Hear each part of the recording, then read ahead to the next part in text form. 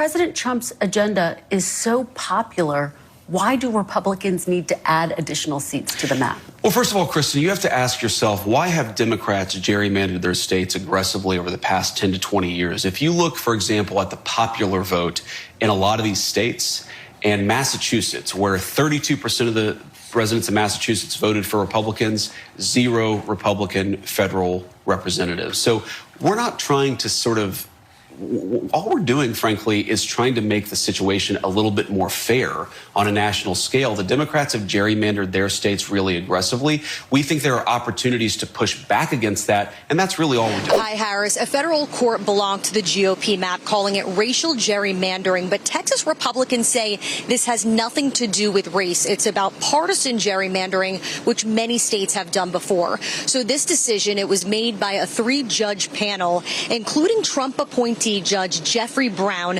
who voted to block the map going against the president. In the 160-page ruling, Brown said, quote, politics played a role in drawing the 2025 map, but it was much more than just politics. Substantial evidence shows that Texas racially gerrymandered the 2025 map. Earlier this year, President Trump pushed Republicans to redraw congressional maps to help them hold the House majority. Now, Texas was the first state to act on this. The left right here, that's the 2021 map. And then on the right is the new redistricting map. It was designed to help Republicans flip 5 House seats. This move sparked a nationwide redistricting battle. In August, Democrats fled the state to block the vote. And in retaliation, California also redrew its districts to help Dems win 5 seats. Governor Newsom posted on X and said, quote, Donald Trump and Greg Abbott played with fire, got burned, and democracy won. There are now questions about what the ruling means for his state. Meanwhile, Governor Abbott slammed the decision and said, quote, the legislature redrew our congressional maps to better reflect Texans' conservative voting preferences and for no other reason. Any claim that these maps are discriminatory is absurd and unsupported by testimony offered during 10 days of hearings. Texas is now going to appeal this ruling to the Supreme Court. And Harris, the timing here matters with the midterm elections and the Republican majority at stake. A setback for Republicans' redistricting efforts in Texas. The court ordering Texas to use its old map, which was passed in 2021, which was right after the census, the normal time. And this case could ultimately end up at the Supreme Court. Can you explain to us what the judge's reasoning was for blocking this proposed congressional map change? Hey, Kelly. Yeah, this ruling was about race. He says this is a racial gerrymander, not a partisan gerrymander, which is what Texas Republicans said they had done and defended it, saying that this was all about who was going to win and nothing to do with race. But the judge says, you targeted majority non-white districts in your redistricting. The court says if this wasn't about race, why did you mostly draw these seats in non-white areas? And we expect that this could go to the Supreme Court. We don't know if the court would take up this case, but there is certainly a time component to this because this map would be used next year, and there are all sorts of deadlines associated with that. Do you have any sense of what the timing might be if the court were to hear it? Yeah, the Supreme Court is almost certainly going to rule on this. Cases like this get appealed directly to the Supreme Court, and they could send a one-word ruling, affirmed, denied, or they could hear arguments. So it really depends on how they want to hear this. But I think there's a good chance they're going to hear it, and a good chance that control of Congress really could come down to this case. If this map gets thrown out, you could see other Republican states respond and say that we have to gerrymander now. Florida has been noticeably silent, as you might notice, as we talk about these issues. Other states have said we don't want to gerrymander. They could change their mind. But it all comes down to the timing and of course, what's ruled on. And I know it's a really fun conversation, but the Democratic Party, at least, is not focused on what's going to happen 2-3 years from now. They're looking at how the map has just opened up for Democrats. So this seat, which you said was a Trump plus 22, Cook Political Report shifted it from solid R to lean R. The Republicans have had to put in hundreds of thousands of dollars in late breaking cash because they think that this could be a real race. And Democrats have overperformed in special elections by an average of 15 points all through 2025.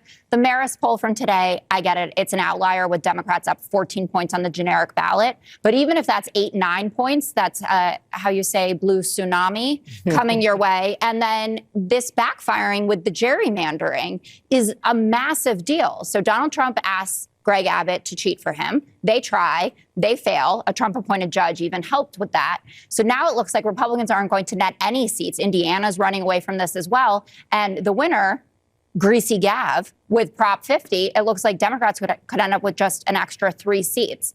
Kevin Kiley, a vulnerable Republican in California, unleashing.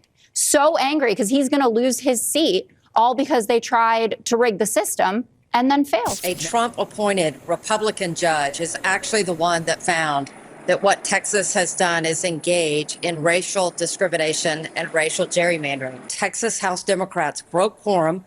We brought the attention of the nation to what Republicans were trying to do in the dead of night, trying to effectively pass these maps and take away 5 districts and the elected representative that the people of Texas had actually selected and get them out before the next election cycle. I am proud of what we have done, and I know that we stand on the right side of not only the Constitution, but history. We are going to find out if the United States Supreme Court has the courage to tell Trump that he can't take 5 seats before the next election simply because he's afraid of his policies and is not willing to change his policies or ideas so that the people will actually vote for him. When we fight back, when we push back, when we all stand together, we're having real wins, right? We're having wins in the redistricting battle. We're having wins at the ballot box. We are seeing over performances because people, and we're seeing his poll numbers plummet, right?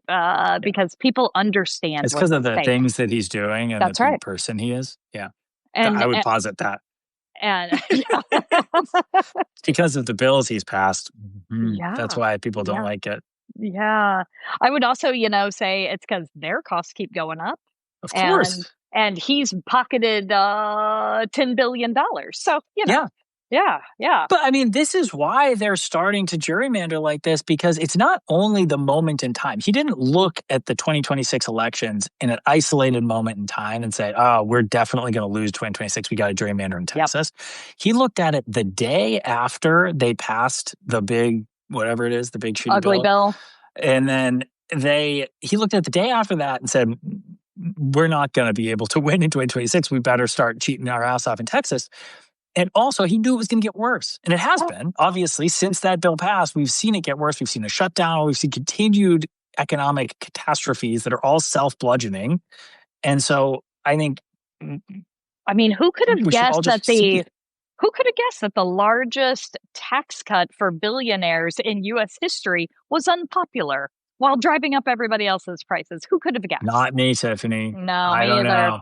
At this point, Republicans are completely freaking out because they know the midterms are going to be a bloodbath for them. They know that Donald Trump is dragging them down. It's their own fault, but they're well aware of the fact that their policies and their positions on everything are just dragging the whole organization into hell. In these last set of elections, when Republicans got absolutely slaughtered and Donald Trump was like, Well, I wasn't on the ballot. That's why it happened, because whenever Donald Trump's on the ballot, everybody wins. which of course is just not the truth. You absolutely were on the ballot, my brother. You were on the ballot because the whole Republican Party, the entire apparatus, is about you and you alone. And so everything that you do is the reason that Republicans are losing. Now, Democrats got to step it up, bare minimum. Raise the minimum wage, expand the Affordable Care Act, raise the taxes on the wealthiest among us. Little things like that. We don't even have to go all the way into universal health care. That would be ideal. That would be great. But you don't even have to do that. All you got to do is throw people a little bit of a bone, and Republicans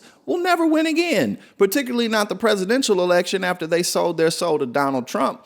It's going to be really difficult for them to get across that finish line. So whoever's the Democratic president next, and it's definitely going to be a Democrat in 2028, probably Gavin Newsom, we'll see. But whoever it is, they have a very good opportunity to make the Democratic organization look at least a lot better than it has. Maybe we can finally move on from the Bill Clinton era, from the Barack Obama era. It is now time for us to actually do something. But Republicans, they know that they're going to get slaughtered, and there's really nothing they can do to stop it at this point.